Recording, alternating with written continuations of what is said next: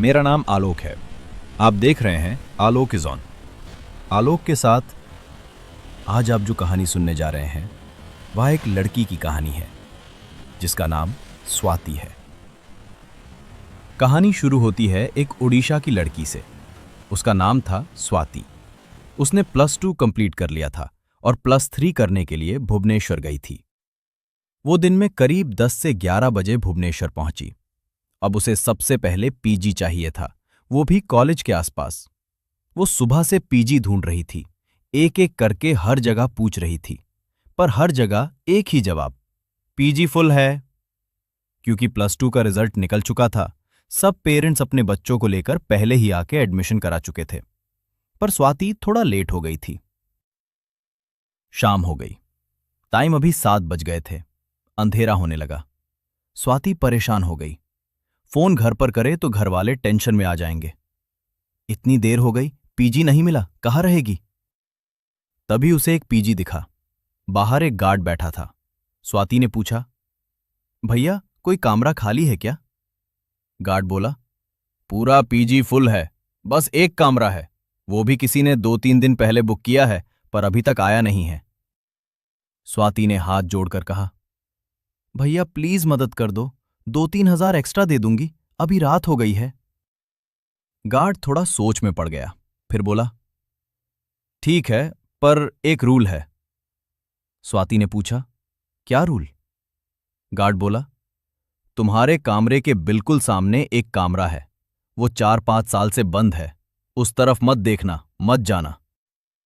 स्वाति हंस दी, कोई भूत है क्या? गार्ड ने नजरें फेर ली, जो बोला है बस वो मान लेना। स्वाति साइंस की स्टूडेंट थी, उसे इन चीजों पर भरोसा नहीं था। उसने फॉर्म भरा, रजिस्टर में नाम लिखा और गार्ड उसे कमरे तक छोड़ने गया। कमरा काफी दिनों से बंद था, धूल जमा थी। गार्ड बोला, थोड़ा साफ कर लेना। स्वाति ने दरवाजा खोला, अंदर से धूल उड़ी, कुछ चिड़ियां फड़फड़ाकर बाहर निकली। उसने कमरा साफ किया। टाइम हो गया करीब 8, 8:30। वो फ्रेश हुई, खाना खाया और बोली, थोड़ा पढ़ लेती हूं, फिर सो जाऊंगी। पर पूरा दिन धूप में घूमने की वजह से वो बहुत थक चुकी थी। पढ़ते पढ़ते नींद आ गई। वो करीब 9:30 बजे लेती। थोड़ी देर बाद उसे लगा, बहुत देर हो गई, सुबह हो गई क्या? वो सोच रही थी, अब नहाना है, पढ़ना है, कॉलेज जाना है। जब उसने मोबाइल देखा, सिर्फ 9:07। मतलब वो सिर्फ 7 मिनट सोई थी, पर उसे लगा जैसे घंटों सो चुकी हो। वो थोड़ा घबरा गई, फिर दोबारा सो गई। सुबह हुई। वो नहाकर बाहर निकली ही थी कि एक नई लड़की आई। उसने कहा, मेरा नाम नेहा है, नीचे वाले गार्ड ने भेजा है, मैं तुम्हारे साथ रहूंगी। कमरा डबल बेड था। दोनों खुश हो गई, दोस्त मिल गया। स्वाति कॉलेज चली गई। शाम को लौटी। नेहा पढ़ रही थी। दोनों ने बात की, घर कहाँ है, फैमिली कैसी है। बात करते करते रात के 10:30 बज गए। दोनों ने खाना खाया और सो गई। अभी रात के करीब 1 बजे कुछ गिरने की आवाज आई। स्वाति झटके से उठी। उसने देखा नेहा अपने बेड पर बैठी उसे घूर रही थी, आंखें बड़ी बड़ी, बिल्कुल बिना पालक झपकाए। स्वाति डर गई। जैसे ही उसने लाइट ऑन की, नेहा अचानक बेहोश होकर गिर गई। स्वाति ने उसे उठाया। ऐसे क्यों बैठी थी? नेहा बोली, मुझे कुछ याद नहीं। दोनों फिर सो गई और यहीं से उस रात असली डर शुरू हुआ। उसके बाद रात का 1:30 बज चुका था। दोनों सो गए थे। अचानक स्वाति की नींद खुली। वो सोचने लगी, ये नेहा मुझे ऐसे घूर क्यों रही थी? उसकी आंखें वैसी क्यों थी?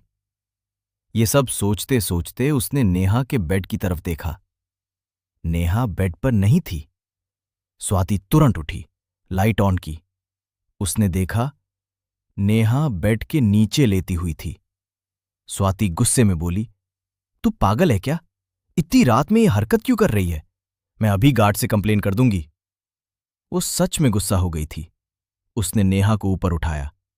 नेहा बोली, मेरा सर घूम रहा है, मुझे कुछ याद नहीं।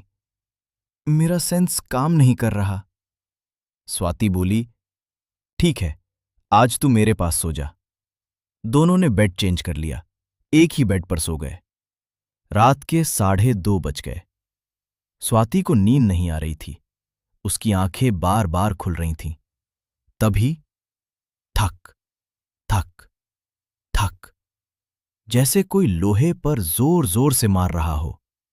स्वाति ने उठी।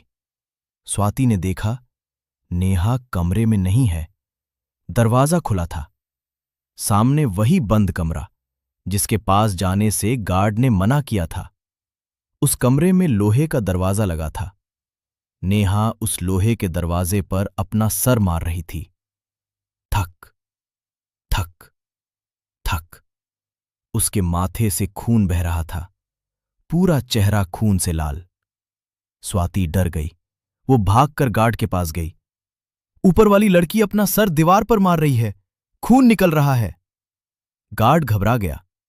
स्वाति रात के 2:30 बजे किसी तरह दवाई लेकर आई। नेहा को साफ किया, पट्टी की, उसे सुला दिया। अब रात के करीब 3-3:30 बज गए। स्वाति थोड़ा रिलैक्स हुई। सोचा, अब सब ठीक है, सुबह कॉलेज भी जाना है, थोड़ा सो लेती हूं। वो नेहा के पास ही सो गई। कुछ देर बाद जब स्वाति ने आंखें खोली, स्वाति हिल नहीं पा रही थी, बोल नहीं पा रही थी, जैसे कोई उसे पकड़कर जम कर दिया हो। उसने आंखें बंद की, फिर खोली, लेकिन सामने वाला बंद कमरा खुला था और स्वाति ने जो देखा, उसका खून जम गया।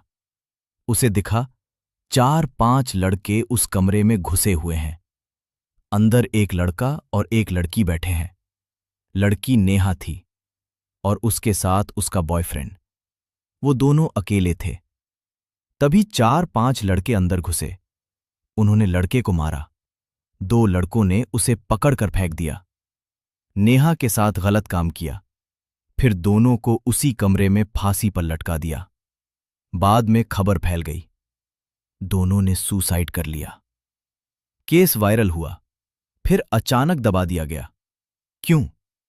क्योंकि उन 4 लड़कों में से एक पीजी के मालिक का बेटा था। पैसों से केस दबा दिया गया। सच्चाई बाहर नहीं आई। सुबह हो गई, गार्ड आया, पानी दिया। स्वाति ने जो देखा था सब बताया। उसके बाद में गार्ड ने जो बोला, स्वाति एकदम सुन पड़ गई। गार्ड ने बोला कि मैंने तो कोई लड़की नहीं भेजी थी। उसके बाद स्वाति की फैमिली आई, उसे घर ले गए। घर पर पंडित बुलाया गया, हवन हुआ, ताबीज दिया गया। स्वाति के परिवार ने कहा, हम दूसरा पीजी ढूंढ लेंगे, तुम टेंशन मत लो। कुछ दिनों बाद वो पूरा पीजी बंद कर दिया गया। आज तक वो पीजी नहीं खुला। लोग कहते हैं, रात में उस कमरे के बाहर 2 परछाइयां खिड़की के पास दिखाई देती हैं। तो दोस्तों, ये थी आज की कहानी। कहानी कैसी लगी?